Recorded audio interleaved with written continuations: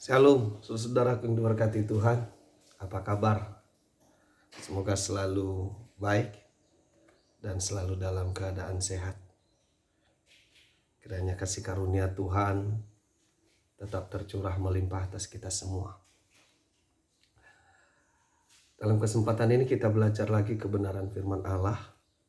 Dan sebelum kita membaca beberapa ayat firman Tuhan, saya mau bercerita kepada kita di mana beberapa hari yang lalu saya bertemu dengan seorang bapak ya saat kami kunjungan. Saya cerita tentang keselamatan, saya cerita kebenaran firman Tuhan, tapi saya kaget respon dari beliau, jawaban dari beliau. Dia bilang begini, Pak Pendeta,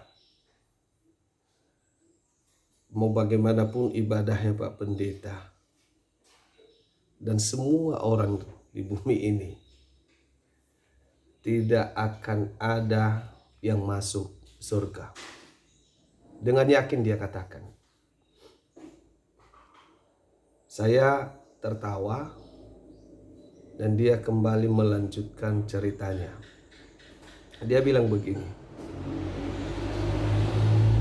saya dulu rajin beribadah katanya. Saya aktif dalam kegiatan-kegiatan. Lalu suatu ketika dia mendengar khotbah. Seorang pendeta katanya berkata begini, kita harus sempurna sama seperti Yesus. Kalau tidak, maka semua ibadah kita akan menjadi sia-sia. Lalu itu terus terngiang dalam benaknya. Dia berpikir begini, saya tidak sempurna seperti Yesus. Berarti saya tidak akan ada harapan untuk masuk surga. Lalu karena dia penasaran, dia mendatangi pendeta itu di rumahnya. Hanya untuk menanyakan itu. Memastikan.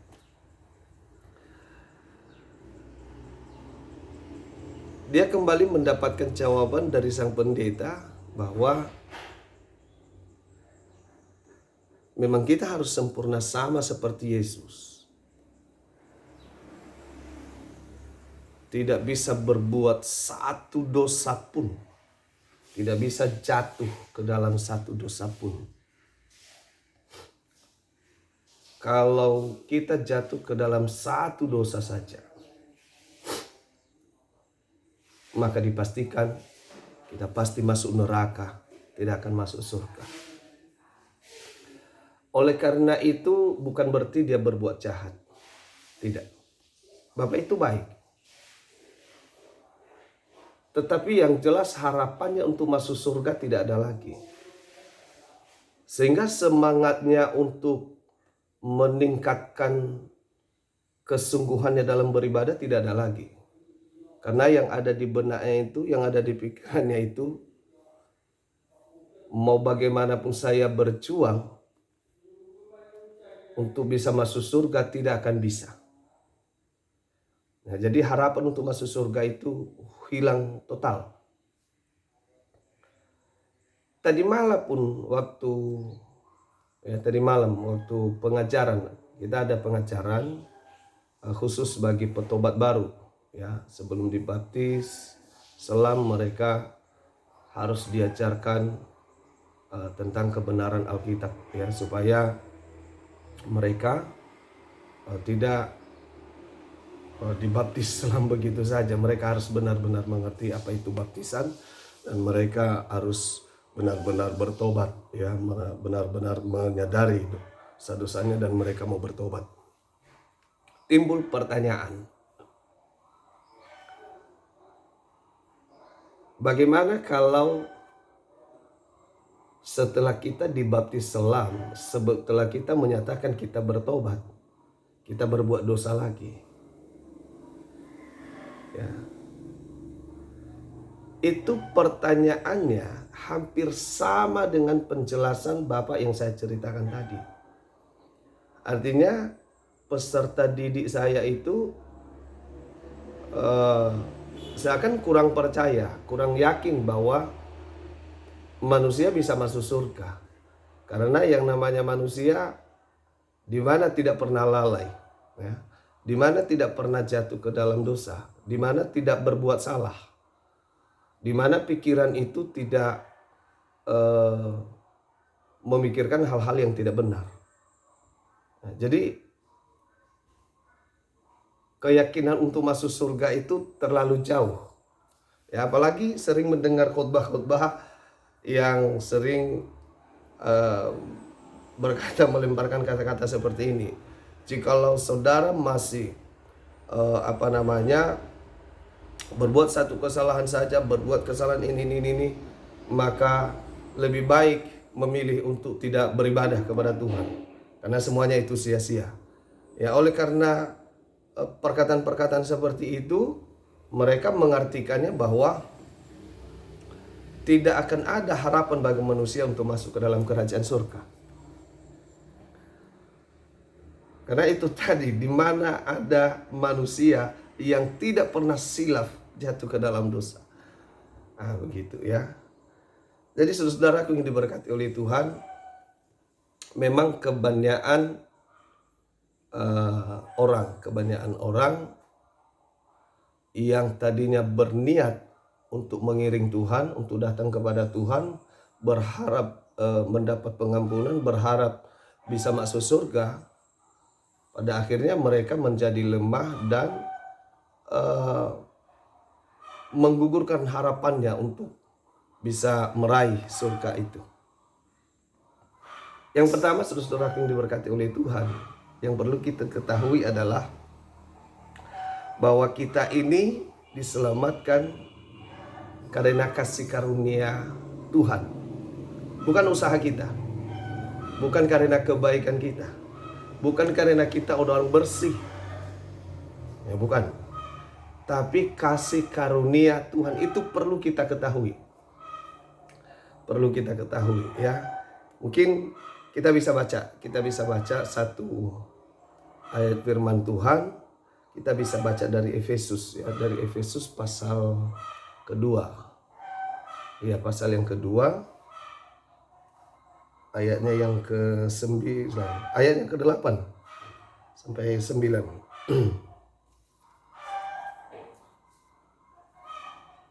Ya, saya bacakan kepada kita. Demikian firman Tuhan. Efesus pasal 2 ayat 8 sampai 9. Sebab karena kasih karunia Tuhan. Ya, maaf. Saya baca sekali lagi. Sebab karena kasih karunia kamu diselamatkan oleh iman. Itu bukan hasil usahamu, tetapi pemberian Allah. Ya. Ayat 9 dia berkata, itu bukan hasil pekerjaanmu. Jangan ada orang yang memegahkan diri. Jadi yang pertama, kita diselamatkan bukan karena kita baik. Bukan karena kita adalah orang bersih. Tapi itu adalah kasih karunia Tuhan. Kasih karunia Allah. Ya, oleh karena kita beriman bahwa Tuhan sudah menebus dosa kita melalui kematiannya, itu Yesus Kristus di kayu salib. Oleh karena kepercayaan kita itu di situ, oleh karena iman kita itu, kita telah ditebus, kita telah diampuni, maka kita dengan sendirinya dibebaskan dari dosa-dosa kita. Itu yang pertama. Yang kedua, ini malah juga yang sering menjadikan jalan ya. Ini kebanyakan menjadi ayat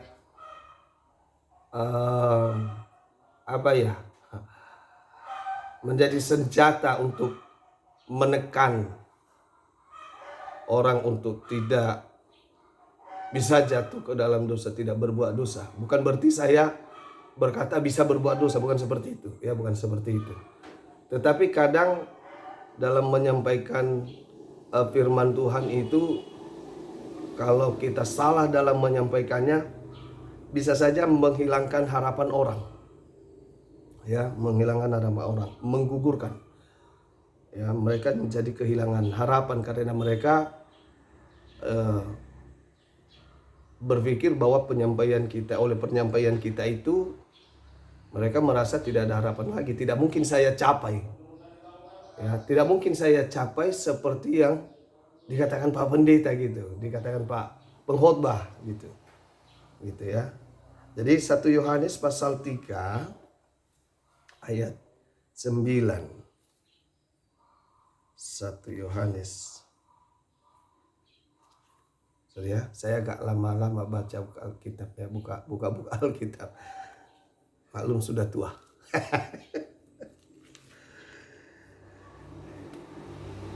1 Yohanes 3 ayat yang ke-9.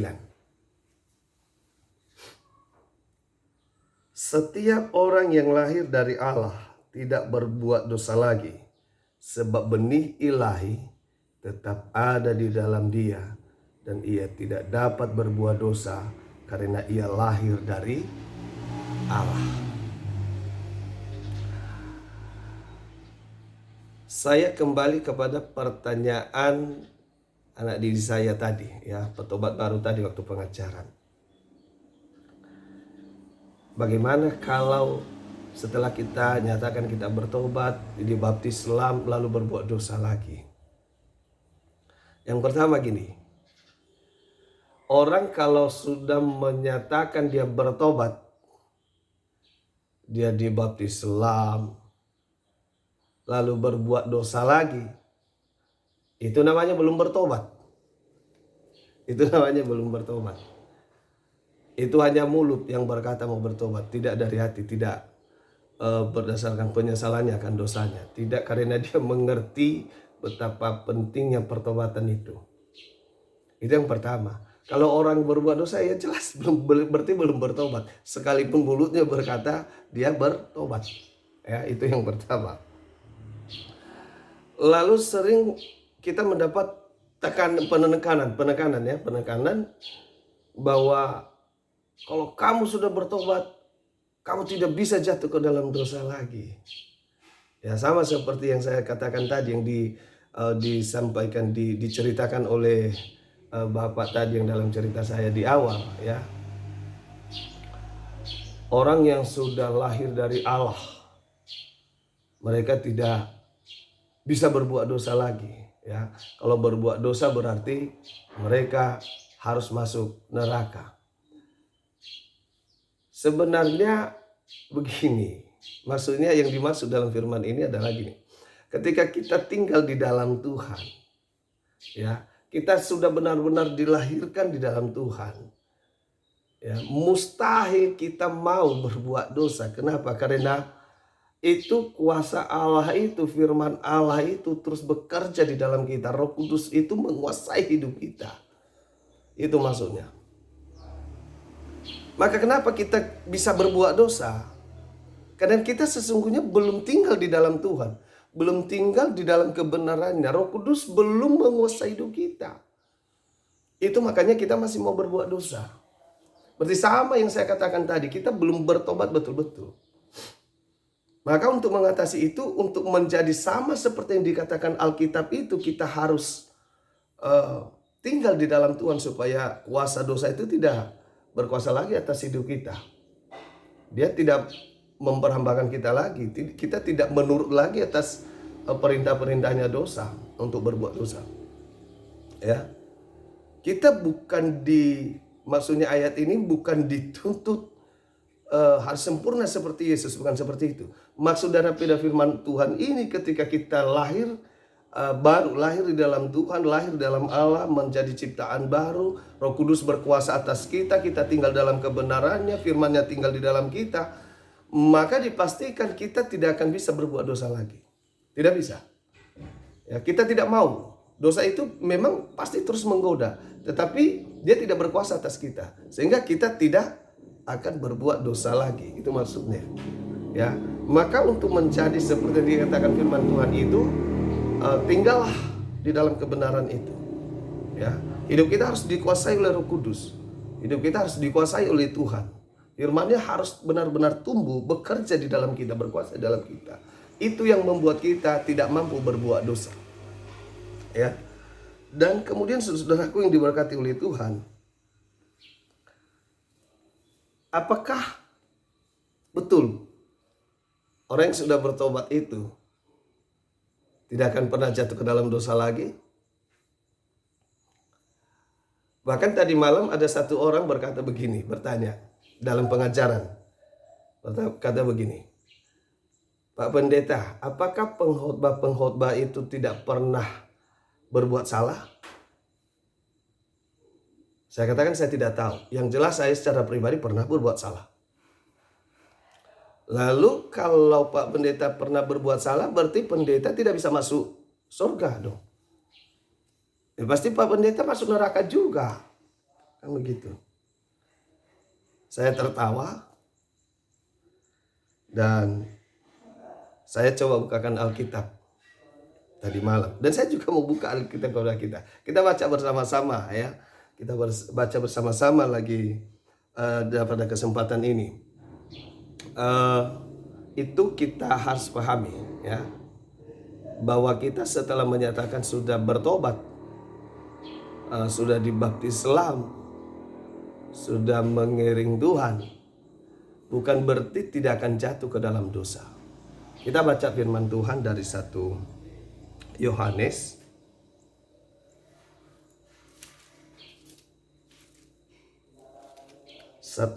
pasal 5 ya. 1 Yohanes pasal 5 ayat yang ke-16 sampai 17. 1 Yohanes 5 ayatnya yang ke-16 sampai 17. Saya bacakan kepada kita. Atau bisa kita baca bersama-sama jika saudara sedang punya Alkitab. Ya, sedang memegang Alkitab atau dari handphone. Demikian firman Tuhan. Kalau ada seorang melihat saudaranya berbuat dosa, yaitu dosa yang tidak mendatangkan maut. Ingat itu ya. Hendaklah ia berdoa kepada Allah dan Dia akan memberikan hidup kepadanya, yaitu mereka yang berbuat dosa yang tidak mendatangkan maut. Ada dosa yang mendatangkan maut, tentang itu tidak kukatakan bahwa ia harus berdoa. Ayat yang ke-17. Semua kejahatan adalah dosa, tetapi ada dosa yang tidak mendatangkan maut. Ya. Jadi semua kejahatan adalah dosa. Ya, semua kejahatan adalah dosa, tetapi ada dosa yang tidak mendatangkan maut.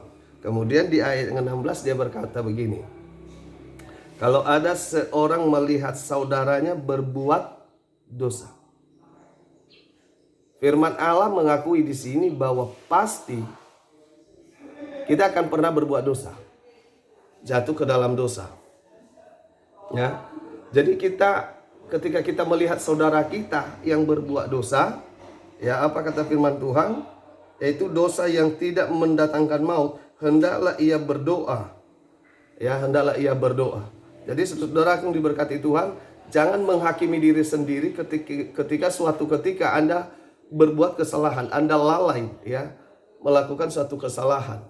Saya tidak berkata kepada kita bisa berbuat dosa, bukan seperti itu. Tetapi suatu ketika Anda jatuh ke dalam dosa, berbuat suatu kesalahan, ya saudara jangan sampai menghakimi diri saudara sendiri, jangan sampai mengvonis diri saudara sendiri bahwa saudara itu ya sudah tidak bisa masuk surga lagi. Tidak seperti itu. Ya. Lalu apa sih dosa yang tidak mendatangkan maut itu? Ya, kita baca dari Ibrani kalau tidak salah. Saya coba dulu. Ya, Ibrani pasalnya yang ke-10. Kita coba cari ayatnya yang ke-26. Ayat yang ke-26. Demikian firman Tuhan, sebab jika kita sengaja berbuat dosa, sesudah memperoleh pengetahuan tentang kebenaran, maka tidak ada lagi korban untuk menghapus dosa itu. Ayat yang ke-27. Tetapi yang ada ialah kematian mengerikan, akan penghakiman dan api yang dahsyat yang akan menghanguskan semua orang durhaka. Sekali lagi ayat yang ke-26. Sebab jika kita sengaja berbuat dosa.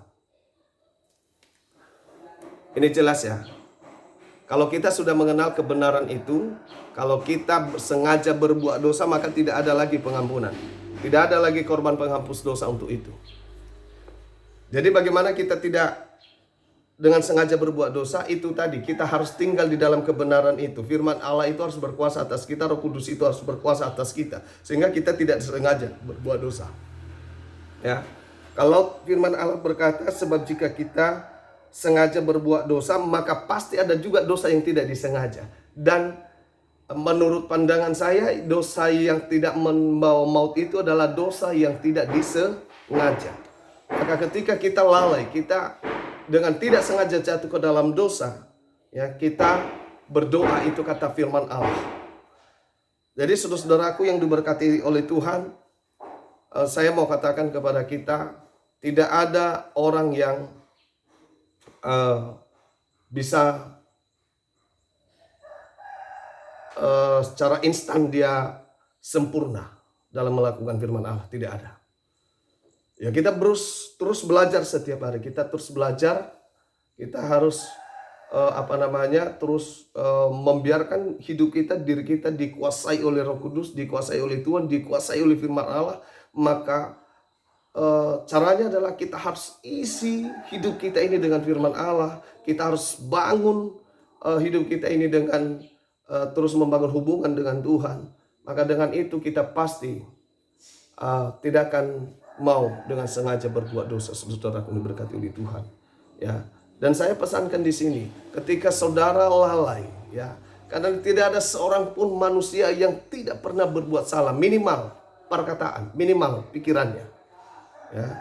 Jadi saudara jangan berpatokan dengan kata pengkhotbah yang berkata, jika saudara jatuh ke dalam dosa, Anda terus setelah Anda bertobat, Anda melakukan satu kesalahan, maka itu sama saja namanya adalah dosa, dan orang berdosa harus masuk neraka. Saya mau katakan, jangan vonis diri Anda, ya, bahwa Anda itu tidak akan bisa masuk surga. Saudara jangan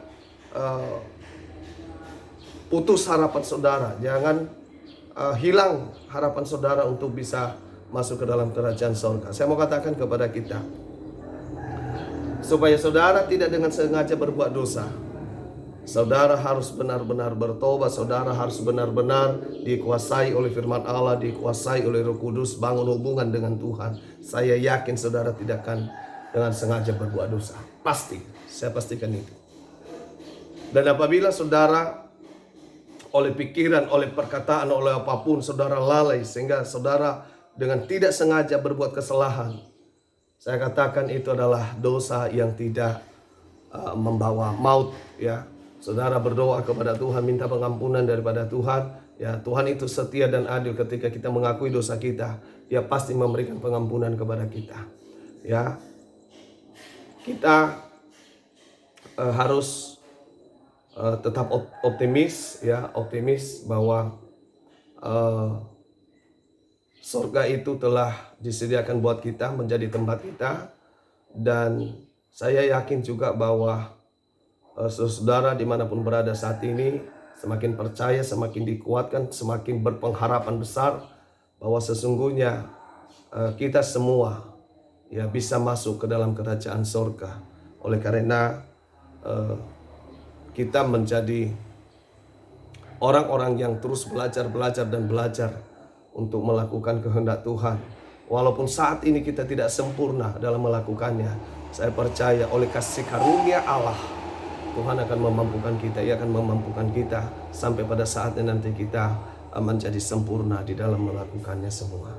Terima kasih saudara-saudaraku yang diberkati oleh Tuhan. Ini hanya pemahaman singkat, ya, pemahaman dasar kepada kita supaya jangan lagi ada yang menghakimi dirinya sendiri, jangan lagi ada yang kehilangan harapan. Ya, saudara-saudaraku, sesungguhnya harapan untuk masuk, untuk memiliki kehidupan yang kekal itu ada.